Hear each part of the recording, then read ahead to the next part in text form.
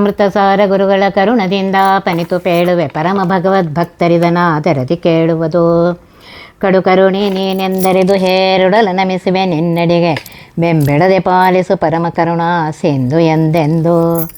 ನಡುವೆ ಬರುತ್ತಿಪ್ಪ ವಿಘ್ನವ ತಡೆದು ಭಗವನ್ ನಾಮ ಕೀರ್ತನೆ ನುಡಿದು ನುಡಿಸೆನ್ನಿಂದ ಪ್ರತಿ ದಿವಸದಲ್ಲಿ ಮರೆಯದಲೇ.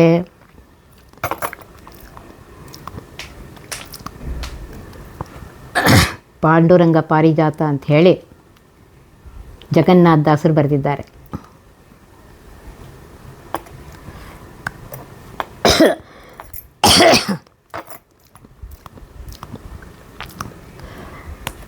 ಅದನ್ನು ಇವತ್ತಿಂದ ಹೇಳಬೇಕು ಅಂತ ಅಂದ್ಕೊಂಡಿದ್ದೇನೆ. ಕೃತಿರಮಣ ಪ್ರದ್ಯುಮ್ನ ನಂದನೆ ಚತುರವಿಂಶತಿ ತತ್ವಪತಿ ದೇವತೆಗಳಿಗೆ ಗುರುವೆನಿಸುತಿಹ ಮಾರುತನ ನಿಜ ಪತ್ನಿ. ಸತತ ಹರಿಯಲಿ ಗುರುಗಳಲ್ಲಿ ಸದ್ರತಿಯ ಪಾಲಿಸಿ ಭಾಗವತ ಭಾರತ ಪುರಾಣ ರಹಸ್ಯ ತತ್ವಗಳ ರೂಪಕರಣದಲ್ಲಿ ಹರಿಕಥಾಂಸಾದ ಬೇಳಿದ್ದಾರೆ. ಪರಮಾತ್ಮ ನಿನ್ನ ಅನುಗ್ರಹ ಆಗಬೇಕು, ಆಮೇಲೆ ಮಹಾಲಕ್ಷ್ಮೀ ದೇವಿ, ಆಮೇಲೆ ಬ್ರಹ್ಮದೇವರು, ವಾಯುದೇವರು, ಆಮೇಲೆ ಸರಸ್ವತಿ, ಭಾರತೀಯರು, ಇವರೆಲ್ಲರೂ ನಮ್ಮ ಮೇಲೆ ಅನುಗ್ರಹ ಮಾಡಿದಾಗ ನಮಗೆ ಆ ಪರಮಾತ್ಮನ ಮಹಿಮೆ ತಿಳಿಯುತ್ತೆ ಅಂತ ಹೇಳ್ತಾ ಇದ್ದಾರೆ. ಈ ಪಾಂಡುರಂಗ ಪಾರಿಜಾತವನ್ನು ಜಗನ್ನಾಥ ದಾಸೆ ಬರೆದಿದ್ದಾರೆ. ಮೊದಲೇ ಇದರಲ್ಲಿ ಏನಿದೆ ಅಂದರೆ ಪಲ್ಲವಿಯಲ್ಲಿ ಪಾಲಿಸೋ ಪಂಢರಿ ಪುರಿರೇಯ ಪಾವನಕಾಯ ಭೀಮರತಿ ಕುಲ ನಿಲಯ ಪಾಲಿಸೋ ಪಂಢರಿ ಪುರರೇಯ ಪಾವನಕಾಯ. ಪಾಲಿಸೋ, ರಕ್ಷಿಸಪ್ಪ ಅಂತ ಬೇಡ್ಕೊತಾ ಇದ್ದಾರೆ. ಪಂಢರಿಪುರರೇಯ, ಪಂಢರಾಪುರದಲ್ಲಿ ನೆಲೆಸಿರುವಂತಹ ದೊರೆಯೇ. ರಾಯ ಅಂದರೆ ದೊರೆ. ಪಾವನಕಾಯ, ಪವಿತ್ರವಾದ ಶರೀರವುಳ್ಳವನೇ. ಭೀಮರಥಿ ಕುಲನಿಲಯ, ಭೀಮಾ ನದಿಯ ಅಂದರೆ ಚಂದ್ರಭಾವ ಹಾದು ಹೋಗಿರೋ ಪ್ರದೇಶ ಪಂಢರಾಪುರವನ್ನೇ ಮನೆಯನ್ನಾಗಿ ನಿನ್ನ ವಾಸಸ್ಥಾನವನ್ನಾಗಿ ಮಾಡಿಕೊಂಡವನೇ ಪಾಲಿಸಪ್ಪ ಅಂಥೇಳಿ ಇಲ್ಲಿ ಬೇಡ್ಕೊತಾ ಇದ್ದಾರೆ. ಪರಮಾತ್ಮ ಪಾಲಿಸುವ ಕ್ರಮ ಹೇಗೆಂದರೆ, ಮೋಕ್ಷವನ್ನು ಕೊಡುವ ಕ್ರಮ ಹೇಗೆಂದರೆ ಶ್ರವಣಂ ಮನನಂ ಚೈವ ಧ್ಯಾನಂ ಭಕ್ತಿಸ್ತಥೈವ ಚ ಸಾಧನಂ ಜ್ಞಾನ ಸಂಪತ್ತೌ ಪ್ರಧಾನಂ ನಾಣ್ಯದಿಶ್ಯತೆ ಅಂದಂತೆ ಮೊದಲು ಅವನ ಮಹಿಮೆಯ ಕಥಾಶ್ರವಣವನ್ನು ಭಗವದ್ಭಕ್ತರಿಂದ ಮಾಡಿಸಿ ಆ ಪರಮಾತ್ಮನ ಮಹಾತ್ಮ ಜ್ಞಾನ ಪೂರಕವಾದ ಸ್ನೇಹವನ್ನು ಬೆಳೆಸಿಕೊಂಡಾಗ ಆಗ ಪರಮಾತ್ಮ ಉದ್ಧರಿಸ್ತಾನೆ ಅಂತ ಹೇಳ್ತಾ ಇದ್ದಾರೆ. ಭಾಗವತದಲ್ಲಿ ಬಂದಿದೆ, ಸತಾಂ ಪ್ರಸಂಗಾನ್ ಮಮ ವೀರ್ಯ ಸಂಪದೋ ಭವಂತಿ ಹೃತ್ಕರಣ ರಸಾಯನಾಃ ಕಥಾಃ ತಜ್ಜೋಷ ನಾದಾಶ್ವಪವರ್ಗ ವರ್ತಮನಿ ಶ್ರದ್ಧಾವತಿ ಭಕ್ತಿರನುಕ್ರಮಶ್ಯತಿ. ಪರಮಾತ್ಮನ ಕಥಾಶ್ರವಣ ಮಾಡಿದ ಮೇಲೆ ಕಿವಿಗಳಿಗೆ, ಹೃದಯ, ಮನಸ್ಸಿಗೆ ಆನಂದ ಅತಿಶಯವಾಗಿ ಕ್ರಮೇಣ ಭಕ್ತಿ ಹೆಚ್ಚಾಗುತ್ತೆ. ಆ ಭಕ್ತಿಯೇ ಪರಮಾತ್ಮನ ಪ್ರಸಾದ ರೂಪವಾದ ಮೋಕ್ಷದ ಪ್ರಾಪ್ತಿ ಕಾರಣವಾಗುತ್ತೆ. ಹರಿಕಥಾಶ್ರವಣವಾಗಬೇಕಾದರೆ ಭಗವದ್ಭಕ್ತರ ಸಮಾಗಮ ಆಗಲೇಬೇಕು. ಭಗವದ್ಭಕ್ತರ ಸಮಾಗಮ ಅಷ್ಟು ಸುಲಭವಲ್ಲ. ಪರಮಾತ್ಮನ ಅನುಗ್ರಹವಾದರೆ ಭಗವದ್ಭಕ್ತರ ಸಮಾಗಮ ಆಗುತ್ತೆ. ಅದಕ್ಕಾಗಿ ಜಗನ್ನಾಥದಾಸರು ರಂಗ ನಿನ್ನ ಕೊಂಡಾಡುವ ಮಂಗಳಾತ್ಮರ ಸಂಘ ಸುಖವಿತ್ತು ಕಾಯೋ ಕರುಣಸಾಗರ ಅಂತ ಹೇಳಿದ್ದಾರೆ. ಮೋಕ್ಷಕ್ಕೆ ಕಾರಣ ಭಕ್ತಿ, ಭಕ್ತಿಗೆ ಕಾರಣ ಜ್ಞಾನ, ಜ್ಞಾನಕ್ಕೆ ಕಾರಣ ವೈರಾಗ್ಯ. ವೈರಾಗ್ಯ ಅಂದರೆ ವಿಶೇಷವಾದ ಆಸಕ್ತಿಯ ಪರಮಾತ್ಮನಲ್ಲಿ ಪ್ರಪಂಚದೊಳಗೆ ಹೋದಂತಹ ಆಸಕ್ತಿ. ಈ ವೈರಾಗ್ಯ ಬರಬೇಕಾದ್ರೆ ಪರಮಾತ್ಮನ ಕಥಾಶ್ರವಣವನ್ನು ಮಾಡಬೇಕು.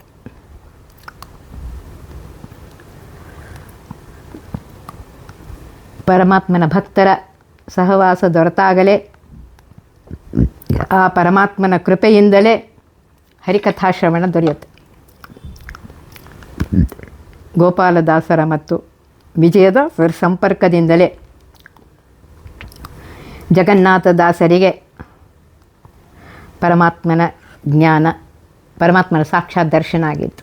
ಹರಿಕಥಾಂಸಾರದ ಹೇಳ್ತಾರೆ, ಮೂಢ ಮಾನವ ಎಲ್ಲ ಕಾಲದಿ ಬೇಡಿಕೊಂಬೆನೆ ತೆಂದು ದೈನ್ಯದಿ ಬೇಡದಂದದಿ ಮಾಡು ಪುರುಷಾರ್ಥಗಳ ಸ್ವಪ್ನದಲ್ಲಿ ನೀಡುವರೆ ನಿನ್ನ ಮಲಗುಣ ಕೊಂಡಾಡಿ ಹಿಗ್ಗುವ ಭಾಗವತರೊಳಾಡಿ ಸೆನ್ನನು ಜನ್ಮ ಜನ್ಮಗಳಲ್ಲಿ ದಯದಿಂದ.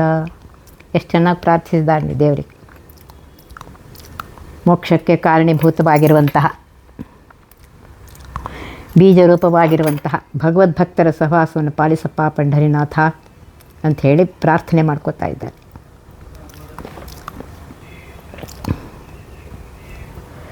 ಜಗನ್ನಾಥದಾಸರು ಪಂಢರಪುರಕ್ಕೆ ಹೋಗಿದ್ದರು. ಆದ್ದರಿಂದ ಪಾಂಡುರಂಗನನ್ನೇ ಇಲ್ಲಿ ಪ್ರಾರ್ಥಿಸ್ತಾ ಇದ್ದಾರೆ.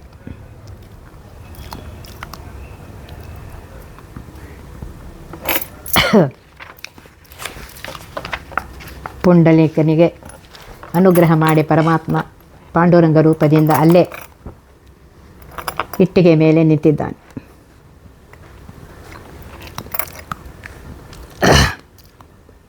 ಭಕ್ತವತ್ಸಲನಾಗಿರುವಂತಹ ಪರಮಾತ್ಮ ಪುಂಡಲೀಕನ ಭಕ್ತಿಗೆ ಒಲಿದು ಬಂದು ಅದೇ ಭಂಗಿಯಲ್ಲಿ ನಿಂತು ಅವನ ಕೀರ್ತಿಧ್ವಜ ಪತಾಕೆಯನ್ನು ಎತ್ತಿ ಹಿಡಿದು ನಿಂತಿರುವಂತೆ ಇಂದಿಗೂ ಭಕ್ತರಿಗೆ ದರ್ಶನವನ್ನು ಕೊಡ್ತಾ ಇದ್ದಾನೆ. ಪಾವನಕಾಯ ಅಂತಂದರೆ ಪರಮಾತ್ಮ ಅಪ್ರಾಕೃತ ಕಾಯನು.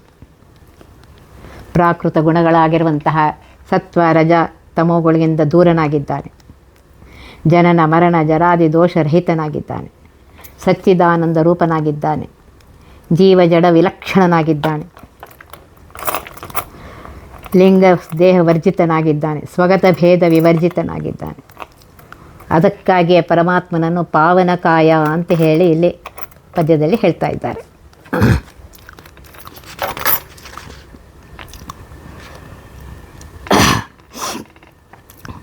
ಸರ್ವಜ್ಞನು, ಸರ್ವೇಶನು, ಸರ್ವಶ್ರೇಷ್ಠನೂ ಆಗಿರುವಂತಹ ಪರಮಾತ್ಮ ಯಾರ ಆಶ್ರಯದಲ್ಲಿಯೂ ಎಂದು ಯಾವತ್ತೂ ಯಾವ ಕಾಲಕ್ಕೂ ಇಲ್ಲ. ಎಲ್ಲರಿಗೂ ಆಶ್ರಯದಾತನಾಗಿದ್ದಾನೆ. ಜ್ಞಾನಾನಂದ ಪರಿಪೂರ್ಣವಾದ ದೇಹ, ತಲೆ, ಪಾದಗಳುಳ್ಳಂತಹ ಪರಮಾತ್ಮನಾಗಿದ್ದಾನೆ. ಹೀಗೆ ಇಲ್ಲಿ ದಾಸರು ವೇದೋಕ್ತ ಶಬ್ದಗಳಿಂದಲೇ ಆ ಪರಮಾತ್ಮನನ್ನು ಕೊಂಡಾಡ್ತಾ ಇದ್ದಾರೆ. ಭೀಮರಥಿ ಕುಲನಿಲಯ ಅಂದರೆ ಭೀಮಾ ನದಿಯ ದಂಡೆಯಲ್ಲಿರುವ ಪುರವನ್ನೇ ಮನೆಯಾಗಿ ಉಳ್ಳವನೇ ಅಂಥೇಳಿ ಹೇಳ್ತಾ ಇದ್ದಾರೆ. ತರುಣ ತುಳಸಿ ಮಾಲ ತಪ್ತ ಗಾಂಗೇಯ ಚೇಲ ಶರಧೇ ತನಯ ಲೋಲ ಶಕ್ಪರೀಕಾರಿ ಫಾಲ ಶಿರ್ಯಜ ಭವಮೂಲ ಶುದ್ಧ ಕಾರುಣ್ಯ ಲೀಲಾ ಪುರಹರ ಸುಖ ಲೀಲಾ ಪಾಹಿ ಗೋಪಾಲ ಬಾಲ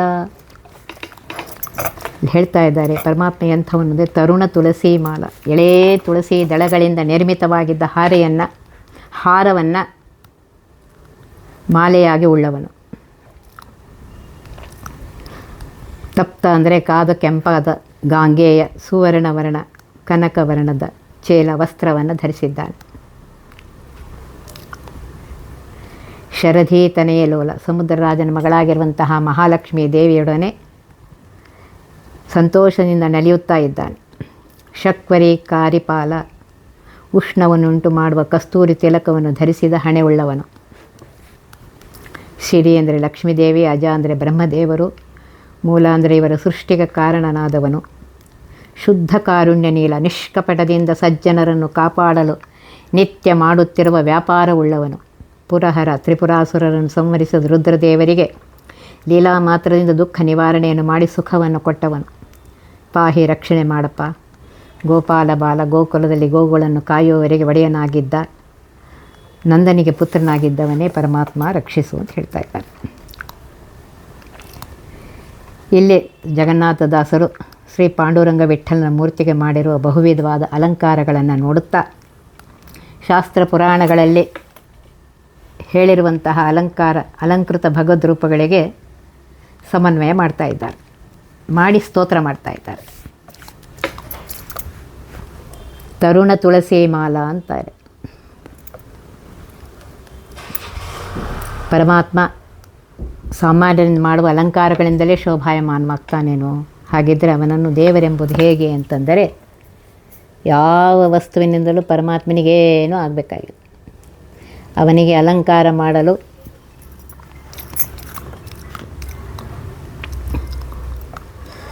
ಉಚಿತವಾದವುಗಳೆಂದರೆ ಅವನನ್ನು ಅಲಂಕರಿಸಿ ಇವೇ ಭೂಷಣತ್ವವನ್ನು ಒಯ್ದಿದು ಅಂತ ಹೇಳ್ತಾರೆ. ಸರ್ವ ವಸ್ತುಗತನಾಗಿರುವಂತಹ ಪರಮಾತ್ಮ ಅವುಗಳಲ್ಲಿ ತದ್ರೂಪ ತನ್ನಾಮ ತದಷ್ಠಾನ ತದಂತರ್ಯಾಮಿಯಾಗಿದ್ದು ತದ್ಭಿನ್ನನಾಗಿ ತನಗೇ ತಾನೇ ಪೂಜಕನಾಗಿದ್ದಾನೆ. ಪೂಜಾ ಸಾಧನ ಪರಥನೂ ತಾನೇ ತನಗೆ ತಾನಾಗಿ ಫಲಗಳನ್ನು ಭಜಕರಿಗೆ ಕೊಡ್ತಾನೆ. ಹೀಗೆ ಸರ್ವತ್ರ ವ್ಯಾಪ್ತನಾಗಿರುವಂತಹ ಸ್ವರಮಣನಾಗಿರುವಂತಹ ಪರಮಾತ್ಮ ಸ್ವಾಖ್ಯರಸವನ್ನೇ ಸ್ವೀಕಾರ ಮಾಡ್ತಾನೆ.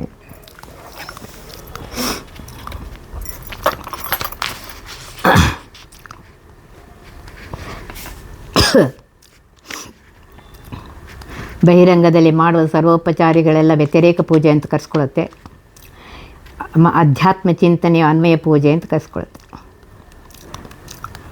ತುಳಸಿ ಮಾಲೆ ಅಂತ ಹೇಳಿದ್ರು. ತುಳಸಿ ಎನ್ಮೂಲೆ ಸರ್ವತೀರ್ಥಾನಿ ಎನ್ಮಧ್ಯೆ ಸರ್ವದೇವತಾ ಯದಗ್ರೆ ಸರ್ವವೇದಾಶ್ಚ ತುಳಸಿ ತ್ವಾಂ ನಮಾಮ್ಯಹಂ ಅನ್ನುವಂತೆ ಎಂದಿಗೂ ಬಾಡದ ಸಕಲ ವೈದಿಕ ಶಬ್ದ ಮಾಲೆಗಳನ್ನು ತಾನು ಧರಿಸಿದ್ದೇನೆಂಬುದನ್ನು ಸೂಚಿಸಲು ತುಳಸಿ ಮಾಲೆ ಅಂತ ಹೇಳ್ತಾ ಇದ್ದಾರೆ. ತಪ್ತ ಗಾಂಗೇಯ ಚೇಲ ಹೊಳೆಯುವ ಪೀತಾಂಬರವನ್ನು ಉಟ್ಕೊಂಡಿದ್ದಾನೆ ಪರಮಾತ್ಮ.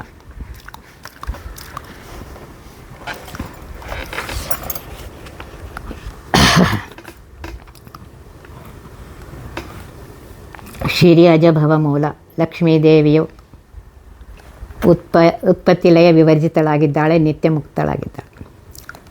ಹೀಗಿರುವಾಗ ಪರಮಾತ್ಮ ಒಳಗೆ ಹೇಗೆ ಮೂಲ ಅಂತಂದರೆ, ಪರಮಾತ್ಮನ ವಿನಃ ಲಕ್ಷ್ಮೀದೇವಿಗೂ ಬ್ರಹ್ಮಾದಿಗಳಂತೆ ಸೃಷ್ಟಿ ಸ್ಥಿತಿ ಲಯ ಇಲ್ಲವಾದರೂ ಔಪಚಾರಿಕವಾದ ಸೃಷ್ಟಿ ಇದೆ ಅಂತ ಹೇಳ್ತಾರೆ.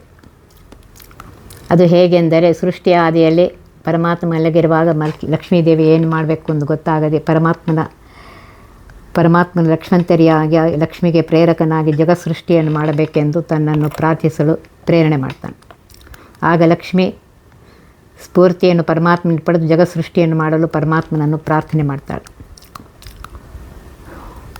ಪರಮಾತ್ಮ ತಾನೇ ಜಗತ್ಸೃಷ್ಟಿಯಾದಿಗಳನ್ನು ವ್ಯಾಪಾರಗಳನ್ನು ಅವಳ ಪ್ರಾರ್ಥನೆಯ ನಂತರ ಮಾಡ್ತಾನೆ.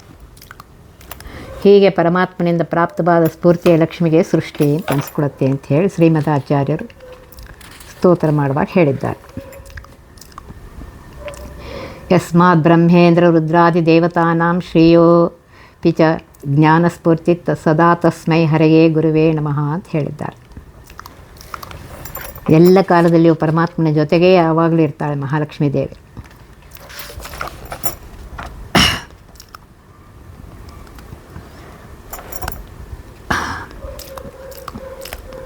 ಪುರಹರ ಸುಖಲೀಲ ಈ ಶಬ್ದದಿಂದ ಹೇಳ್ತಾ ಇದ್ದಾರೆ, ಪರಮಾತ್ಮ ಸರ್ವೋತ್ತಮ, ವಾಯುದೇವರು ಜೀವೋತ್ತಮ, ಜಗತ್ತು ಸತ್ಯವಾಗಿದೆ, ಪಂಚಭೇದ ತಾರತಮ್ಯ ಜ್ಞಾನವೇ ಮೋಕ್ಷಕ್ಕೆ ಕಾರಣೀಭೂತವಾಗಿದೆ. ಅದರಿಂದ ಹೇಳ್ತಾ ಇದ್ದಾರೆ, ಕೆಲವರು ರುದ್ರದೇವಿನ ಮೋಕ್ಷ ಅಂತ ಹೇಳ್ತಾರೆ. ಅದಕ್ಕೆ ಜಗನ್ನಾಥದಾಸರು ಹೇಳಿದರು, ಸದನನ್ಯಾಶ್ರಯ ಸ್ವಾಚ್ಛ ಸ್ವಯಂಭೂ ಪರಿಕೀರ್ತತಃ ಅಂತೆ. ಯಾರ ಆಶ್ರಯವಿಲ್ಲದೆ ಸರ್ವರಿಗೆ ಆಶ್ರಯವನ್ನು ಕೊಡುವಂತಹ ಸಮರ್ಥನಾದಂತಹ ಯಾರೋ ಅವನು ಸ್ವಯಂಭೂ. ಅಂತಹ ಗುಣ ರುದ್ರದೇವರಲ್ಲಿ ಇಲ್ಲ. ಎಲ್ಲ ದೇವತೆಗಳು ಪರಮಾತ್ಮನನ್ನು ಆಶ್ರಯಿಸಿದ್ದಾರೆ. ಆದ್ದರಿಂದ ಪರಮಾತ್ಮನನ್ನೇ ಪ್ರಾರ್ಥನೆ ಮಾಡಬೇಕು ಅಂಥೇಳಿ ಇಲ್ಲಿ ಹೇಳ್ತಾ ಇದ್ದಾರೆ. ಪರಮಾತ್ಮ ಪ್ರತಿಮಲನಾಗಿದ್ದಾನೆ ಅಂತ ಹೇಳ್ತಾ ಇದ್ದಾರೆ. ಗೋಪಾಲ ಬಾಲ, ಗೋ ಅಂದರೆ ಕಿರಣಗಳು, ವರ್ಣಗಳು ಶಾಸ್ತ್ರಗಳು ಅಂತಾಗುತ್ತೆ. ಕಿರಣಗಳು ಕತ್ತಲೆಯನ್ನು ಪರಿಹರಿಸುವಂತೆ ವರ್ಣಗಳು ಅಜ್ಞಾನಾಖ್ಯ ಕತ್ತಲೆಯನ್ನು ಕಳೆಯುತ್ತವೆ.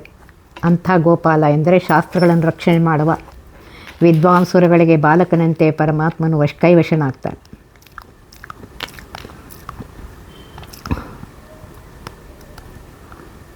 ಗೋ ಜ್ಞಾನ, ಪಾಲಕರು ಅಂದರೆ ವಿದ್ವಾಂಸರು.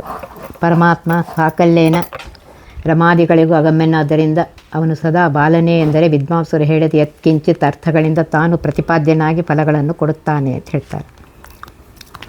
ಯಥೋ ವಾಚೋ ನಿವರ್ತಂತೆ ಅಪ್ರಾಪ್ಯ ಮನಸಾ ಸಹ ನೆನೆವರ ನಾನು ಸರಿಸಿ ತಿರುಗುವನು ಜಾಹ್ನವಿ ಜನಕ ಜನರೊಳಿದ್ದು ಜನಿಸುವ ಜಗದುದರ ತಾನು ಅಂತ ಹೇಳಿದ್ದಾರೆ. ಈ ರೀತಿಯಾಗಿ ಹೇ ಸ್ವಾಮಿ, ಈಗ ನಾನು ಯಾವ ರೀತಿಯಿಂದ ನಿನ್ನನ್ನು ಸ್ತೋತ್ರ ಮಾಡುತ್ತೇನೋ ಅವೆಲ್ಲದರಿಂದಲೂ ನೀನೇ ಪ್ರತಿಪಾದ್ಯನಾಗಿದ್ದಿ. ಇಂಥ ಕಾರುಣ್ಯಶೀಲತೆಗೆ ನಮೋ ನಮೋ ಅಂತ ಹೇಳಿ ಇಲ್ಲಿ ದಾಸರು ಹೇಳಿದ್ದಾರೆ. ನವಜಲಧರ ನಿವ ಶ್ಯಾಮಲಾ ಒಪ್ಪಿ ಕೋಮಲ ವೈಜಯಂತಿ ಮಾಲಾ ರವಿಯಂತೆ ಹೊಳೆವ ಕುಂಡಲಹಾರ ಧೃತ ಕೇಯೂರ ಕೌಸ್ತುಭಮಣಿ ರುಚಿರ ದಿವಿಭೂಪಾತಾಳ ಲೋಕದಿ ವ್ಯಾಪ್ತ ದೋಷ ನಿರ್ಲಿಪ್ತ ವಿಪಶ್ಚಿತ ಜನರಾಪ್ತ ಭವವನದಿಗೆ ಕುಂಭ ಸಂಭವ ದೇವರ ದೇವ ಧರುಮಾಧ್ಯರ ಭಾವ. ಈ ಮಧ್ಯಪದದಲ್ಲಿ ಹೇಳ್ತಾ ಇದ್ದಾರೆ, ನವಜಲಧರ ಮುಂಗಾರು ಮೋಡಗಳಂತೆ, ನಿಭ ಅಂದರೆ ಪ್ರಕಾಶ, ಶ್ಯಾಮಲ ಅಂದರೆ ನೀಲವರ್ಣಯುಕ್ತನಾದವನು, ಒಪ್ಪಿ ಕೋಮಲ ಶ್ಯಾಮಲ ವರ್ಣದಿಂದ ಸುಂದರನಾಗಿ ಕಾಣ್ತಾ ಇದೆಯಪ್ಪ ಪರಮಾತ್ಮ. ಕನ್ನೈದೆಲೆ ಅಂದರೆ ಕೋಮಲವಾದ ಶರೀರವುಳ್ಳವನು. ವೈಜಯಂತಿ ಮಾಲ ಬ್ರಹ್ಮದೇವರ ಪುರವಾದ ವೈಜಯಂತಿಪುರದಲ್ಲಿ ಬ್ರಹ್ಮದೇವರ ಆಜ್ಞೆಯಂತೆ ವಿಶ್ವಕರ್ಮನಿಂದ ನಿರ್ಮಿತವಾದ ರತ್ನಖಚಿತವಾದ ಮಾಲ್ಯವುಳ್ಳವನು ಪರಮಾತ್ಮ. ರವಿಯಂತೆ ಅಂದರೆ ಸೂರ್ಯನಂತೆ ಹೊಳೆವ ಅಂದರೆ ಪ್ರಕಾಶಮಾನನಾದವನು. ಕುಂಡಲ ಅಂದರೆ ಕಿವಿ ಆಭರಣಗಳನ್ನು ಧರಿಸಿದವನು. ಹಾರಗಳನ್ನು ಧರಿಸಿದ್ದಾನೆ. ಕೇಯೂರ ಅಂದರೆ ಭುಜ ಕಿರೀಟಗಳನ್ನು ಹಾಕ್ಕೊಂಡಿದ್ದಾನೆ. ರುಚಿರ ಅಂದರೆ ಶ್ರೇಷ್ಠವಾದ ಕೌಸ್ತುಭ ಮಣಿಯನ್ನು ಧರಿಸಿದ್ದಾನೆ. ದಿವಿ ಅಂದರೆ ಸ್ವರ್ಗ ಭೂ ಪಾತಾಳ ಸರ್ವತ್ರ ವ್ಯಾಪ್ತನಾಗಿದ್ದಾನೆ. ದೋಷ ನಿರ್ಲಿಪ್ತ ಪರಮಾತ್ಮ ದೋಷದಿಂದ ದೂರವಾಗಿದ್ದಾನೆ. ಎಲ್ಲರಲ್ಲಿ ಅಂತರ್ಯಾಮಿಯಾಗಿದ್ದರೂ ಯಾವ ಇತರ ದೋಷಗಳು ಪರಮಾತ್ಮನಿಗೆ ಲೇಪ ಆಗೋದಿಲ್ಲ. ವಿಪಶ್ಚಿತ ಜನರು ಪರಮಾತ್ಮನೇ ಗತಿಯೆಂದು ಆತನಲ್ಲೇ ಮನಸ್ಸಿಟ್ಟು ಅನನ್ಯ ಮನಸ್ಸಿನಿಂದ ವಿಷಯ ಚಿಂತನೆಯನ್ನು ಬಿಟ್ಟು ಅವರಿಗೆ ವಿಪಶ್ಚಿತ ಜನರು ಅಂತ ಕರೀತಾರೆ. ಆಪ್ತ ಅಂಥವರಿಗೆ ಪರಮಾತ್ಮ ಆಪ್ತನಾಗಿದ್ದಾನೆ, ಹಿತವನ್ನು ಬಯಸುವಂತಹ ಬಂಧುವಾಗಿದ್ದಾನೆ. ಭವ ಅಂದರೆ ಸಂಸಾರ, ವನಧಿಗೆ ಅಂದರೆ ಸಮುದ್ರಕ್ಕೆ, ಕುಂಭ ಸಂಭವ ಅಗಸ್ತ್ಯ ಮುನಿಗಳು ಏನು ಆಗಿದ್ದೆ ಅಂತೆ. ದೇವರ ದೇವ ಸಕಲ ದೇವತೆಗಳು ದೇವರಾಗಿ ಅವರಿಂದ ಪೂಜ್ಯನಾದವನು. ಧರುಮಾದ್ಯರ ಭಾವ ಧರ್ಮರಾಯ, ಭೀಮ, ಅರ್ಜುನ, ನಕುಲ, ಸಹದೇವರೆಂಬ ಪಾಂಡವರಿಗೆ ತನ್ನ ತಂಗಿಯಾದ ದ್ರೌಪದಿಯನ್ನು ಅರ್ಜುನನಿಗೆ ಸುಭದ್ರೆಯನ್ನು ಕೊಟ್ಟು ಮದುವೆ ಮಾಡೋದ್ರಿಂದ ಅವರಿಗೆ ಭಾವ ಅಂತ ಕರೆಸ್ಕೊಂಡು. ಈ ಪದ್ಯದಲ್ಲಿ ಆ ಪರಮಾತ್ಮನ ಮಹಿಮೆಯನ್ನು ಎಷ್ಟು ಚೆನ್ನಾಗಿ ಹೇಳ್ತಾ ಇದ್ದಾರೆ.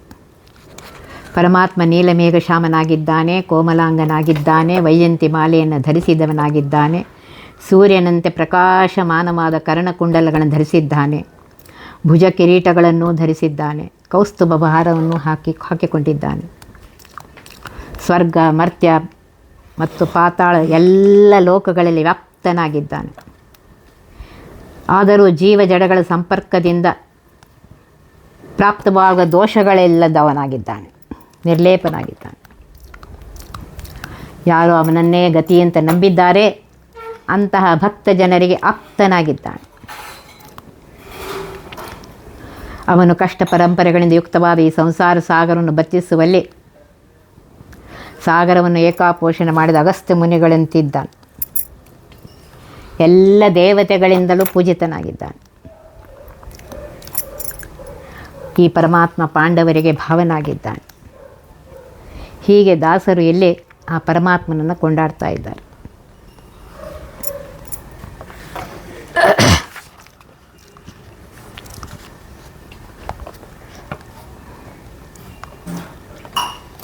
ಇಲ್ಲಿ ಹೇಳ್ತಾ ಇದ್ದಾರೆ,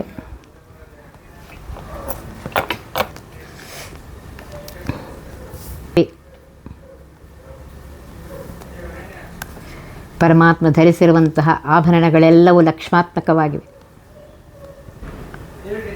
ಪ್ರಣವ ಸ್ವರೂಪಳೇ ಆಗಿದ್ದಾಳೆ ಮಹಾಲಕ್ಷ್ಮೀ ದೇವಿ. ಓಂಕಾರೇ ಹೀಂಕಾರೇ ಪ್ರಣವೇ ಹೇಂ ಶೇಂ ಇತ್ಯಾದಿ ವಿಜಯದಾಸರು ದುರ್ಗಾಸೂಡಾಲಿ ಹೇಳಿದ್ದಾರೆ.